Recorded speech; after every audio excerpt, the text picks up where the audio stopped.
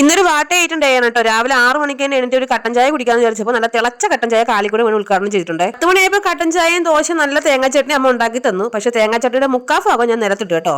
രാവിലെ തന്നെ അമ്മയുടെ തെറി നന്നായിട്ട് കേട്ടോണ്ട് നല്ല രീതിയിൽ വയറും വീർത്തു. ഒരു ലോഡ് തേങ്ങ അമ്മ രാവിലെ തന്നെ പൊട്ടിച്ച് അച്ഛന്റെ കൈ കൊടുത്തിട്ടുണ്ട് തിരുമിക്കാൻ കേട്ടോ. ഞാൻ വീഡിയോ എടുക്കുന്നുണ്ടപ്പോ അച്ഛൻ പറയാ അച്ഛനെ മീൻ വെട്ടി കഴിക്കുന്ന കൂടെ നാട്ടുകാർ കാണാനുള്ളൂ.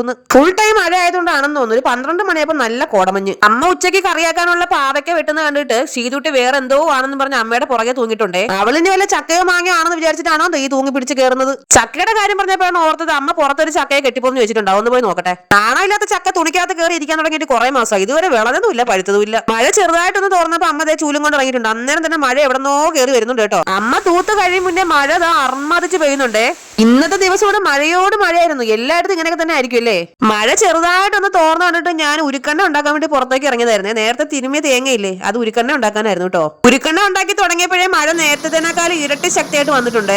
ഇതിനിടയ്ക്ക് മോൻ ഒരു പീസ് മിച്ചർ മുട്ടായി കൊണ്ടുവന്നു, അതും കഴിച്ചായിരുന്നു കേട്ടോ. ചീതുടിയുടെ തലയിൽ കാർക്കൂതൽ കൊണ്ട് താജ്മഹൽ പണിയാൻ വേണ്ടിയാണ് ഈ ഉരുക്കണ്ണ ഉണ്ടായിക്കൊണ്ടിരിക്കുന്നത് കേട്ടോ. എന്താവോ എന്തോ. ഉച്ചയ്ക്ക് 2 മണിയാകുമ്പോൾ മഴയുടെ കൂടെ ഒരു കാറ്റും കൊണ്ട് വന്നിട്ട് ഞങ്ങൾ വിചാരിച്ച് എല്ലാവരും കൂടെ പറന്ന് അതിന്റെ പുറകെ പോകുന്നു. ഉച്ചയ്ക്ക് ഒരു 2:45 മണിയായപ്പോൾ കപ്പയും പഴങ്കഞ്ഞിയും മീൻകറിയും നല്ല ഉടങ്ങല്ലും മുളകും മാങ്ങ ഉപ്പിലിട്ടും കൂടെ ചേർത്തിട്ട് ഒരു പിടി പിടിച്ചേ. പിന്നെ അമ്മയുടെ സ്പെഷ്യൽ പാവയ്ക്ക മെഴുക്കുവരട്ടി ഉണ്ടായിരുന്നേ. അതെടുത്ത് പറഞ്ഞില്ലെങ്കിൽ അമ്മേന്റെ ചപ്പാത്തി കോലിന് വീക്കും. ഉടങ്ങല്ലും മുളകെടുത്ത് കടിച്ചിട്ട് എരിഞ്ഞ് പണ്ടാരം തുടങ്ങി. ക്യാമറ ഓൺ ആയതുകൊണ്ട് മാത്രം ഞാൻ നെഞ്ചത്തെടുത്ത് കഴിഞ്ഞില്ല. കാറ്റത്ത് അച്ഛന്റെ വാഴ ഞാനല്ല കേട്ടാ വാഴ തറയിൽ വീണു.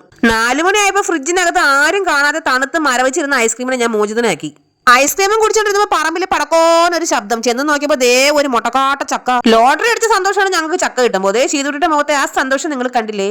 ചക്ക മുറിച്ച് അയൽപക്കക്കാർക്ക് കൊടുക്കുന്നതിനിടയ്ക്ക് അച്ഛൻ ചുണ്ടൻവെള്ളം പോലെ ഒരു പീസ് എനിക്കും തന്നു. പിന്നെ അതിൽ നിന്ന് 3-4 ചക്കച്ചുളയും കുത്തിക്കയറ്റി.